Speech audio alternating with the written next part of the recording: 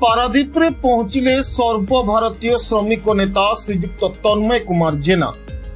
प्रबल वर्षा सत्वे हजार हजार श्रमिक स्थानीय दोछकी रे पहुंची श्रमिक नेता स्वागत करने सह स्थानीय बड़पड़िया संघ कार्यालय पर्यंत पाछोटी नहीं। श्रीजुक्त जेना 3 दिन धरी पारादीप रे रहिबा सहित भारतीय तैल विशोधनगार कर्तृपक्षों सह श्रमिक मानक सेटलमेंट उपरे गुरुत्वपूर्ण आलोचना करिवे। अनेक समय श्रमिक माने एठारे विभिन्न ठिकादार संगठन द्वारा शोषित होइतबा बेले श्रमिक माने किपरि सेमानकर न्याय्य दाबी हासिल करिवे से नै आगामी दिन में अनेक कार्यपंथा संघ पक्षरु ग्रहण कराजिबो बोली गणमाध्यम को से तांको प्रतिक्रिया रे प्रकाश करिसंती। तन्मय जेना सर्वभारतीय महान श्रमिक नेता स्वर्गत घनश्याम जेनांकर पुत्र अटंती।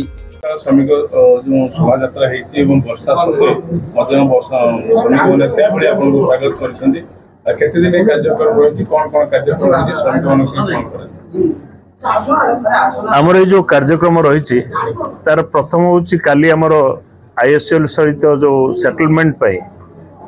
जो काली डेट फाइनालाइज होती तेणु आम आशा करूँ आईएसएल दीर्घ दिन धरी जो सेटलमेंट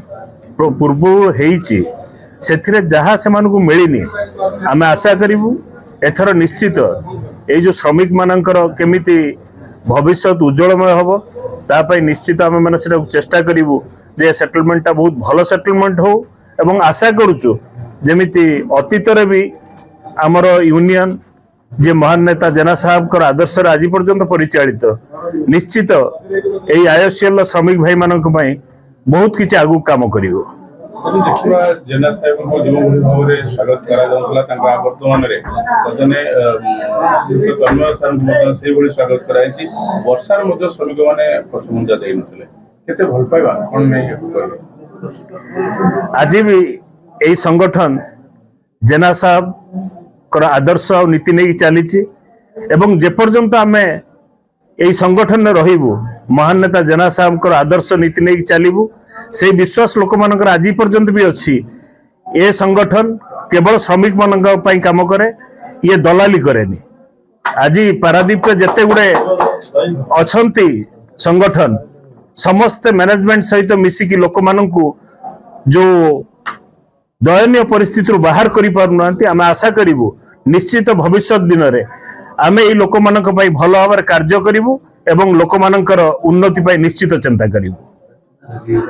एटा हूँ लोक मानकर विश्वास आ विश्वास आज भी आप देखिए जदि वर्षार भी लोक मैंने कष्ट करिकी वर्षार भिजिकी आज जदि आम मान को यही उत्साह सहित नहीं कि आसिले एटा सेमानकर धैर्य एवं सेमानकर शक्ति एवं सेमान विश्वास को आम बहुत बहुत धन्यवाद दूचु।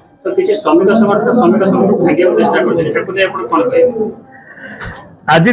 समय जब आप कहते श्रमिक मानकर कई शत्रु नुहति श्रमिक मानकर शत्रु ये जो संगठन माने तैयारी होउचंती एमाने केवल निज स्वार्थ पाई गोटे संगठन तैयारी करुचंती निज स्वार्थ छड़ा एमाने लोक मानक स्वार्थ बा श्रमिक स्वार्थ पाई काम करूनांती जोटा कि बहुत दुखर विषय पारादीप पाई कहीं पारादीप गोटे हमर शिल्प समृद्ध नगरी किंतु एथिरे लोक माने उपेक्षित किंतु आमे आशा करिवु जो भली इपकोर आज कर्मचारी माने खुशी रे निज परिवार पालुचंती यही संगठन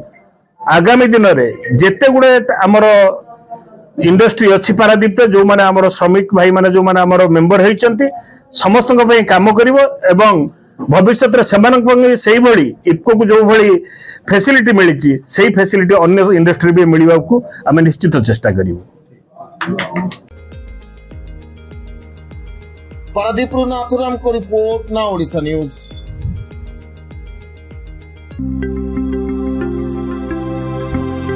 लेटेस्ट न्यूज अपडेट पाई www.nowodisha.com को लॉगिन करंतु।